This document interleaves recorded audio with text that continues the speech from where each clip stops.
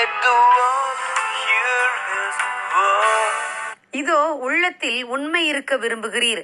சங்கீதம் 51:6 அமெரிக்காவின் யூட்டா மாகாணத்தில் மிட்வேல் என்ற பட்டணத்தைச் சேர்ந்த ரே பார்ஸ் என்பவர் ஒரு உயர் போலீஸ் அதிகாரி. ஒரு நாள் அவர் தன் பணப்பையை திறந்து பார்த்தபோதுதான் தன்னுடைய ஓட்டுநர் உரிமம் காலாவதியாகியிருப்பதை கண்டார். காலாவதியான டிரைவிங் லைசன்ஸை தான் இத்தனை நாட்களாக அவர் வைத்திருந்தார்.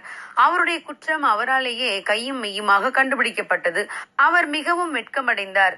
ஒரு உயர் போலீஸ் அதிகாரியான நானே காலாவதியான டிரைவிங் லைசன்ஸை வைத்துக் கொண்டு கார் ஓட்டினால் மற்றவர்களுக்கு நான் எப்படி தண்டனை விதிக்க முடியும், நான் எப்படி அபராதம் வசூலிக்க முடியும் என்று நினைத்து அபராதம் வசூல் செய்யும் புத்தகத்தில் தனக்குத்தானே அபராதம் விதித்து கையெழுத்திட்டார். பின்பு அதை புத்தகத்திலிருந்து கிழித்து எடுத்துக்கொண்டு சிட்டி ஜட்ஜிடம் போனார்.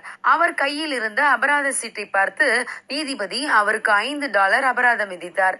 அந்த தொகையை நீதிமன்றத்தில் செலுத்திவிட்டு, நான் இப்பொழுது என் தவறை மறைத்தால் இனி வருங்காலத்தில் யாரேனும் காலாவதியான டிரைவிங் லைசன்ஸ் வைத்திருந்தால் அவர்களுக்கு நான் அபராதம் விதிக்க முடியுமா என்று சொன்னார்.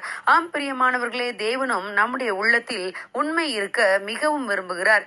அப்படி அவர் விரும்பும் உண்மை நம்மில் காணப்பட்டால் நம்மில் அவர் மிகவும் மகிழுவார். இஸ்ரவேலை தொகையிடும்படியான எண்ணத்தை சாத்தான் தாவீது ராஜாவின் மனதிலே தந்தான். அதன்படி தாவீது ராஜா இஸ்ரவேலை தொகையிடும்படி கட்டளையிட்டார்.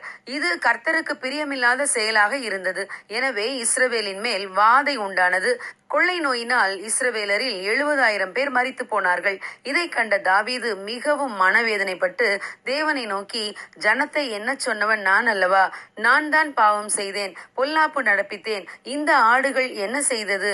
என் தேவனாகிய கர்த்தாவே, வாதிக்கும்படி உம்முடைய கரம் உம்முடைய ஜனத்துக்கு விரோதமாயிராமல் எனக்கும் என் தகப்பன் வீட்டிற்கும் விரோதமாயிருப்பதாக என்றார்.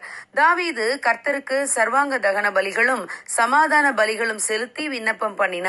உடனே வாதை நிறுத்தப்பட்டது. ஆம் பிரியமானவர்களே, நாம் எப்படிப்பட்ட பதவியில் இருந்தாலும் குற்றங்களை மறைக்காமல் அறிக்கையிடும் துணிவு வர வேண்டும். அதை சரி செய்யும் எண்ணம் வர வேண்டும். நம்முடைய தேசத்திலும் உயர் அதிகாரிகளிடமும் ஆளுகை செய்கிறவர்களிடமும் இப்படிப்பட்ட நற்குணங்கள் இருந்தால் நம் நாடும் நம் ஜனங்களும் ஆசீர்வதிக்கப்பட முடியும். தேவன் இந்த ஆசீர்வாதத்தை நம் தேசத்திற்கும் தருவாராக. God bless you. Have a godly day.